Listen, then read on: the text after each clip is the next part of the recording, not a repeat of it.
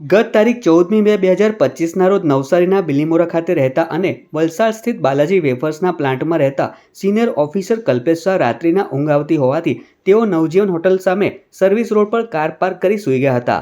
તે દરમિયાન તેમના પહેરેલા સોનાના દાગીના અને મોબાઈલ અને તેની એસેસરીઝ મળી ₹7.78 લાખની ચોરી કરી અજાણ્યા ઈસમો ફરાર થઈ ગયા હતા.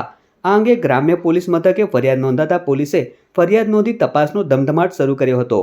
પોલીસે આસપાસના સીસીટીવી ફૂટેજ ચકાસતા શંકાસ્પદ બાઇક ચાલક નજરે પડ્યો હતો. પોલીસે બાઇક નંબરના આધારે રોયલ રેસિડેન્સી ખાતે રહેતા ભંગારિયા અલ્તાફ ઉર્ફે મોનુ જાવેદ ખાન, સાઈ દર્શન સોસાયટી ખાતે રહેતા ખેતલા આપા હોટલના વિપુલ પુના ગમારા, અંસાર માર્કેટ ખાતે રહેતા ભંગારના દલાલ નૂર આલમ, બદરુદ્દીન મનિહાર અને ભંગારના વેપારીને ત્યાં ન્યૂ ઇન્ડિયા માર્કેટમાં મજૂરી કામ કરતા ઝિકરાન ઉર્ફે જીકાન ઇમરાન કુરેશીને ઝડપી પાડ્યા હતા. આ સાથે જ પોલીસે તેમની ઉલટ તપાસ કરતા તેઓએ ચોરીની કબૂલાત આપી હતી. પોલીસે ચોરીમાં ગયેલ મુદ્દામાલ મળી કુલ ₹4.35 લાખનો મુદ્દામાલ જપ્ત કરી કાયદેસરની કાર્યવાહી હાથ ધરી છે.